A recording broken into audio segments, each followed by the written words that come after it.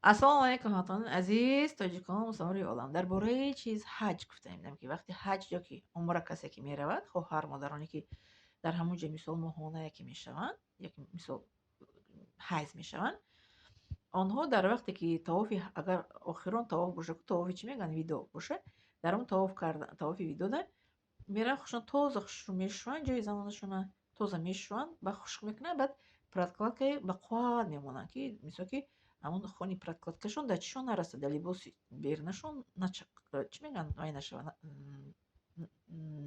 вай накунад, пай намона, мисол олуда нашавад, олуда нашавад.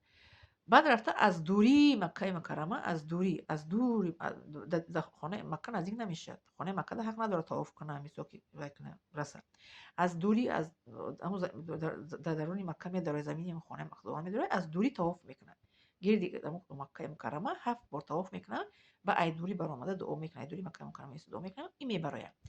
Бинед раҳмати Аллоҳ таоло ки мисол ки олимон чӣ хел осон кардагиянд. Мо мисол вақте ки моҳона бошем, ҳайз бошем, Қуръон даст мо гирифтан ҳуқуқ надорем. Намоз хонданам дар мо мумкин нест, рӯза гирифтан мумкин нест, бо ҳамсар ҳамхӯбагӣ кардан мумкин нест. Лекин барои ҳаҷ фатво медиҳанд ки вақте ки ман дар ҳаҷ будам соли 2001, мара хоҳароам группамон илтимос карданд ки рафта пурсен ки вақте ки мисол ҳайз шидаст як хоҳар чӣ кор кунад, тавоф кардан мумкин аст нест. Ман рафтам аз шейх пурсидам, шейх ҳамихел фаҳмонд.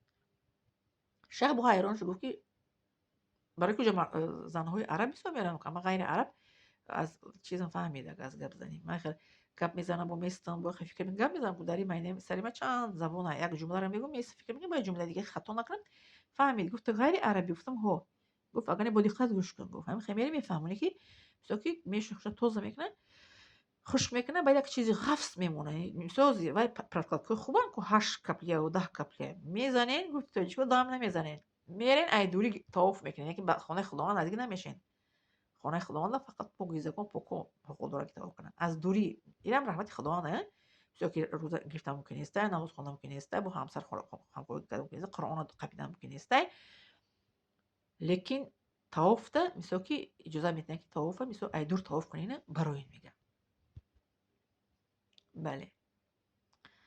Барои ҳамин мисол ки дини ислом олимонро Аллоҳ таоло дар роҳи Қуръон омадагия ку ҳар як қавм як инсонеро Аллоҳ таоло интихоб мекунад, ба ҳамон илма метиҳад, то ин ки ҳамон илма ба дигарро расонад, равшан карда фаҳмонад. Не мисол ки ман арабиро ки медонам, рафтам парсидам, ай шейх омада дар гурӯҳмон вай кардам. Фаҳмонам, модару хоҳару хоҳистам мара ачон қадар буса карданд ки Худованд айти рӯзӣ боша ки ту моро омадӣ осон кардӣ. Мо дазиқ будем ки оли мо ина тавоф накарда мерем, қараҳ омадем, чӣ хел мо хонаи Худованд тавоф накарда мерем. Раҳмати Худованда бинед ки ҳамин қараҳ ки омадам бо шайхо осон мекунад. Дини ислом осон охир бинанд вай мекунад мисол ки ҳамин банда аз хонаи Худованд чӣ мегӯянд, ноумед наравад. Ба умед омадааст гирди хонаи Худованда, ақаллан аз дурӣ мисол тавоф карданам чӣ хел раҳмати Аллоҳ таоло, чӣ хел роҳат аст.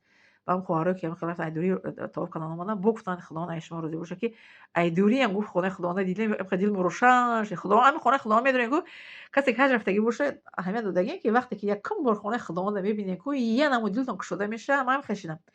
Ҳамин хел хонаи Худованда мебинем ку ҳамин хел хиёл мекунем ки ай ҳамин даруни дилтон як ҳамин хел вазбинӣ канда мешавад, як рӯшноӣ дар дилтон меомад дароя. Ман намедонам одамон, лекин ман ҳамин хел шидам. Вақте Каъбаро мебинем ку Каъбаро ҳамин хел як роҳат ҳис мекунем, ҳамин хел хиёл мекунем ки як ҷое омадам ки ягон ғам ғусса нест. Баъде ки ҳамун ҷо ки дар омадем ку Маккаи Мукаррамада, дар ҳамун замини муқаддасда Маккаи Мукаррама Мадина барам, намехоҳед ки баргардед биёед ба ватантон. Намехоҳед. ҳамаи чӣ фаромӯш мешавад. Ягон чӣ дар ёдтон дар оҷо намемонад. Аввал анамиро ҳис мекунам, ҳамин хел дидам Маккаи Мукаррамаро ку ҳамин хел як сабукӣ, ҳамин хел як чӣ мегӯяд, чизи вазбин, ҳамин хел айҷо хел кардам вай шуд, баромаду як чизи сабукӣ он хел омад, ранги рӯшноӣ медорад, дар дарун қафаси синам омад даромад. ҳама чиро фаромӯш кардам. Баъде ки аз Мадина мунаввара мебурем тарафи Ироқ мебиём, бояд дар ёдам меояд ки ватан рафтесем. Лекин дар Маккаи Мукаррама дар замини дар омадем, ҳамин ғусл мекунем, эҳром мепӯшем ку ҳама чӣ фаромӯш мешавад.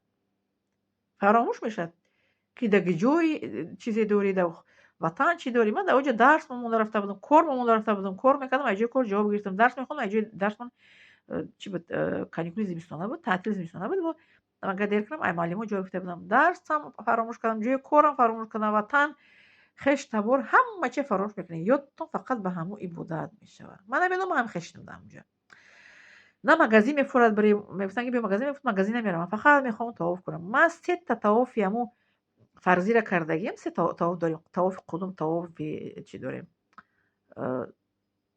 دیم داریم، بو طواف ویدو. 3 تا طواف داریم.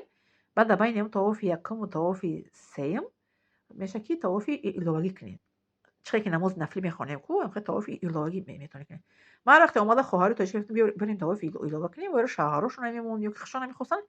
من رفتم طواف ایلوگی کدام اومدن میگرفتم. من به حساب کردم به غیر از همون 3 طواف ایلوگی با 11 بار دیگه 7 باری 77 تا طواف کردگی. الحمدلله خدا میدونه نشه یک چقدر که در گرد خانه گردین، در اونجا نماز خوانین، در اونجا قرآن تلاوت کنین، در اون مکه مکرمه خورین کو این 1000 میلیون بشمول بهتر است که از اون که میری در بازار و در مغازه میگردین هر چی خریده.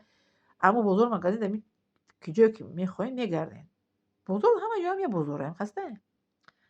لیکن من فقط میفتم همون روحانکی در گرد خانه خداوند فقط گردین. بعد در راه گشتم من میخوام طواف کردم و میگه مغازه گشتیم و بی عقلای نگاه رفتیم در گرد خانه که برنگ می معلم فیروزه بریم گردیم.